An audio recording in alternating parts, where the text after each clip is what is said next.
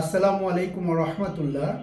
সম্প্রতি আমাদের কাছে অনেকগুলো রোগী এসেছে এবং আসছে যাদের মূল সমস্যা ছিল হঠাৎ করে জ্বর, সাথে শরীর এবং সমস্ত মাংসপেশিতে তীব্র ব্যথা, মাথা ব্যথা, চোখ লাল হয়ে যাওয়া, গা বমি বমি বা পেটের সমস্যা, কারো কারো ক্ষেত্রে বুকে হালকা চাপ বা শ্বাসকষ্ট অনুভূত হওয়া।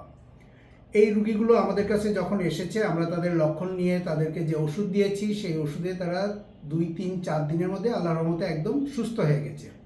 সম্প্রতি World Health Organization hanta virus সম্পর্কে যে তথ্য দিয়েছে তার সাথে এই লক্ষণগুলো প্রায়ই মিলে যায়।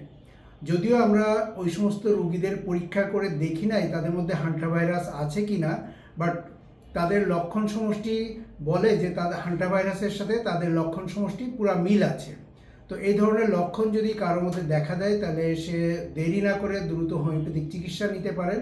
হোমিওপ্যাথিক চিকিৎসায় এই ধরনের সমস্যা মাত্র 2-3 দিনের মধ্যেই ইনশাল্লাহ ভালো হয়ে যাবে, ভালো হয়ে যাচ্ছে। আর চিকিৎসায় দেরি হলে তখন এই ধরনের সমস্যাগুলোতে জটিলতা ধারণ করতে পারে, তখন লাংসে ইনফেকশন এবং কিডনিতে সমস্যা হতে পারে। সো দেরি না করে দ্রুত চিকিৎসা নেওয়ার চেষ্টা করবেন। হান্টা ভাইরাস মূলত ছড়ায় ইঁদুর বা এই জাতীয় প্রাণীর লালা থেকে, মলমূত্র থেকে। সুতরাং সবাই বাড়ির আশেপাশ পরিষ্কার রাখবেন এবং বাড়ির ভিতরে যাতে ইঁদুর তেলাপোকা না থাকতে পারে সেজন্য চেষ্টা করবেন। এবং যদি কোনো আক্রান্ত ব্যক্তি থাকে তার আশেপাশের লোকজন মাস্ক ব্যবহার করবেন। সবাই সচেতন থাকলেই এই ধরনের পরিস্থিতি এড়ানো সহজ হয়।